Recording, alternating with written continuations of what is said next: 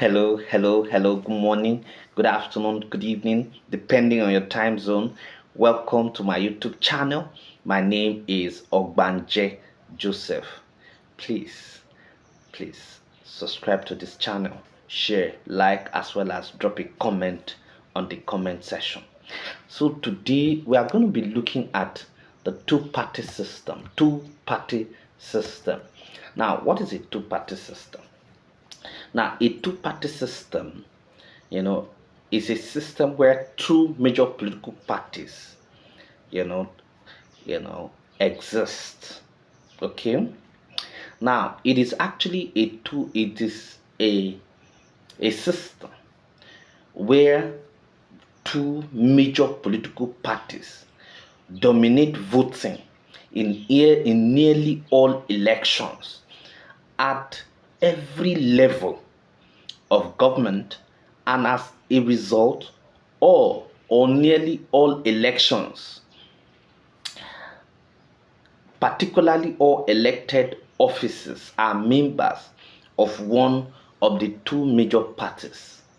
Now, under a two-party system, one of the one of the two parties typically holds a majority in the legislature, and it is usually referred to as the majority party, while the other is the minority party. So, in a two-party system, the polity only two major political parties to be in operation. Now, while the term two-party system is somewhat imprecise and has been used in different countries to mean different things, there is considerable agreement that the system is considered to be of a two-party nature when election results show consistently that all or nearly all elected officials only belong to one of the two major parties, such as in the United States of America. Now, in the two-party system, okay, there are factors like winner takes all, and all of that. While chances for third-party candidates winning elections to major national office are remote, it is possible for groups within the larger parties or in opposition to one or both of them to exert influence on the two major parties. There are two types. At this point, it is important to note that there are two types of two-party system. There are two types of two-party system. Number one is de jure two-party system. Number two is de facto two-party system. What is de jure two-party system? Now, a de jure two-party system exists where the Constitution recognizes the existence of only two political parties to contest elections. Now, a good example is Nigeria under General Ibrahim Babangida in the botched Third Republic, where Nigeria had the National Republican Convention (NRC) and the SDP, which is the Social Democratic Party. Okay, that is actually a de jure two-party system because the Constitution only recognizes the two parties. Okay, now in a de facto two-party system, it is actually a polity where everyone recognizes only two parties because they are the dominant, and are fairly equal and have fairly equal strength, capable of swaying supporters among the electorates. Okay. However, there could be other minor political parties existing side by side, the major parties. Britain is a good example where they have two major parties, the Labour Party and the Conservative Party.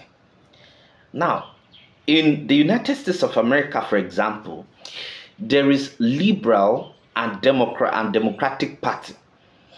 Also, the two-party system actually exists in certain countries, like that is the de facto two-party system exists in countries like Canada and Australia. Now, in many climes, the two dominant parties will join forces to exterminate the threat of minor parties, to their domination of the political processes. Now, the major reasons why two-party system persists for a long time and works well in the states that practice it is the ideological consensus. Now, under this, most people or members of the political party may disagree on certain policy choices, but the vast majority of the population will still believe in the fundamental principles. Now, what are the advantages of practicing two-party system? Number one is that it broadens the political education within the party. When there are two parties, the members of both parties, they will be in competition to actually, do what is known as political enlightenment or education. Okay, so it broadens the sphere, of political education. That's number one. Number two, two-party system leads to prevention of dictatorship. When there are two parties in a state, now there is room for checks and balances. The party in opposition will ensure that the ruling party is actually not the ruling party does not become arbitrary, in the choice of policies and programs or in the implementation of policies and programs. Number three, it allows for the provision of alternative political parties, unlike a one-party state. Number four, it guarantees freedom of association. So if you have two parties, you have alternative. People can actually belong to any political party that they so wish. Okay. The next one is that it gives room for opposition political parties that will serve as watchdogs. So, there are oppositions that will serve as watchdog and hold the ruling party accountable at all times. Okay. The next one is that this party system often snowballs into stable political system. Now, because there are checks and balances, there will be stable political system. Okay. The next one is that it perpetuates democratic principles and practices, because democracy is about checks and balances. The next one is that it allows for freedom of expression of public opinion. Now, people can freely express themselves because there is actually room for opposition. But what are the disadvantages of two-party system? The next, number one disadvantage or demerit is that it leads to disunity, because there are two parties. People will actually be divided along party lines, and this is actually, a reason for people to actually become disunited. Okay. Number two, it is too expensive to run. Of course, a two-party system is not actually, a tea party is not just a walk in the park. It is actually very expensive to maintain or to run. That is number two. Number three, it leads to waste of resources. Now, the resources available, to the polity actually can be wasted. Okay, that's number three. Number four, it leads to unhealthy rivalry.